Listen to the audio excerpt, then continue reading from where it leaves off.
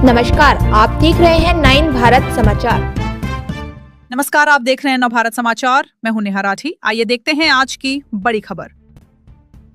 CPI के national leader Chada Venkat Reddy ने कहा कि राज्य के मुख्यमंत्री के तौर पर 2 साल होने के बाद भी लोगों से किए गए वादे पूरे नहीं किए गए। उन्होंने कहा कि लोगों की बनाई झोपड़ियों को तुरंत टाइटल डीड दी जानी चाहिए और इंदिरा का घर बनाया जाना चाहिए।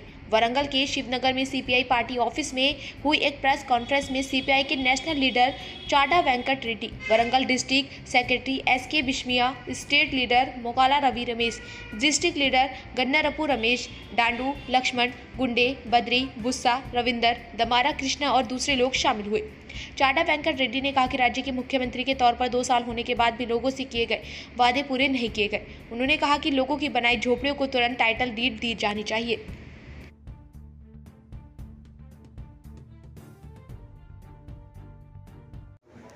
లక్షలాది మంది కోట్లాది మంది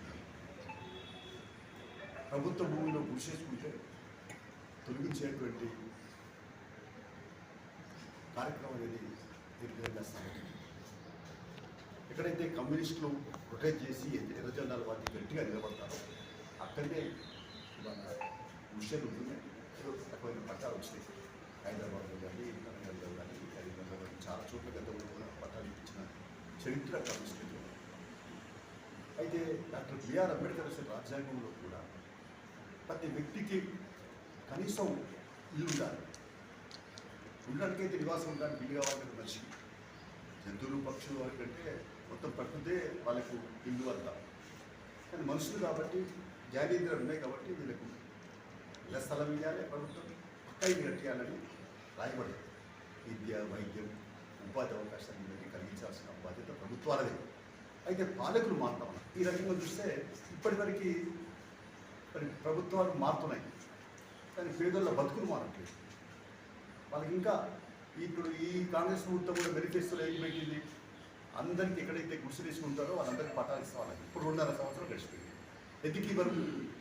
నేను ముఖ్యమంత్రి రేవంత్ రెడ్డి గారికి ప్రత్యేకంగా కోరుతా ఉన్నాను. ఆయన అప్పుడు కాంగ్రెస్ పార్టీ అధ్యక్షుడిగా ఉన్నాడు, ఇప్పుడు ముఖ్యమంత్రిగా ఉన్నాడు. ఆయన బాధ్యత మీ ద్వారా మీడియా ద్వారా ముఖ్యమంత్రి గారు కోరేది ఏంటంటే తక్షణమే తెలంగాణలో ఎక్కడైతే 5 ఏళ్ళ నుంచి వెళ్ళి 10 ఏళ్ళ నుంచి వెళ్ళి కృషి తీసుకుంటున్నారో వాళ్ళందరికీ మరి ప్రభుత్వ భూమి అయినప్పుడు సర్వే చేసి తప్పనిసరిగా పట్టాలు ఇవ్వండి. పట్టాలు ఇవ్వడం కాదు, ఇందిరమ్మ ఇండ్లు కూడా తప్పనిసరిగా ఇవ్వాల్సిన అవసరం ఉందని తెలియపరుస్తాం. ఈరోజు బొల్లిగుంటలో అక్కడ ఆ కాలనీ సందర్శన జరిగింది. అలాగే లక్ష్మీపూర్ కాలనీలో కూడా అక్కడ కూడా సందర్శించి అక్కడ చూస్తే పాపం మన రైతుల షెడ్ పెట్టుకొని మంచి బ్రహ్మాండంగా చేస్తున్నటువంటి పరిస్థితి. కాబట్టి ఎంత అన్యాయం ఇది. రికార్డితే డొక్కాడేవాళ్ళు, మరి కష్టపడితే కానీ కడుపునే వాళ్ళు వాళ్ళ బతుకులు చిక్కిపోతున్నటువంటి నేపథ్యంలో మానవత్వంతో ఆలోచించాల్సిన బాధ్యత ఉంది. అందుకని ముఖ్యమంత్రి రేవంత్ గారు తప్పనిసరిగా దీనికి అది అవసరం. మేము వచ్చి గతంలో చెప్పేది ఏంటంటే రేవంత్ రెడ్డి గారు చెప్పేది గతంలో వైఎస్ రాజశేఖర రెడ్డి ముఖ్యమంత్రిగా ఉన్నప్పుడు ఇందిరమ్మ పాలన అన్నాడు, మీరు కూడా ఇందిరమ్మ పాలన అన్నాడు, ప్రజాపాలన అంటున్నారు. ఆనాడు ముఖ్యమంత్రి గారు 100,000 మందిని కలిసేవాడు. మేమే ఒకసారి సుధాకర్ నారాయణ గారు నేను 2,000 మంది తీసుకుపోయి మంత్రి రెడ్డి గారిని తీసుకుపోయి కల్పించాం. దర్బార్, ప్రజా దర్బార్ ఇప్పుడు కూడా అది చేస్తే మంచిది, రేవంత్ రెడ్డి గారికి మంచిదని చెప్పి తెలియపరుస్తా ఉన్నాం.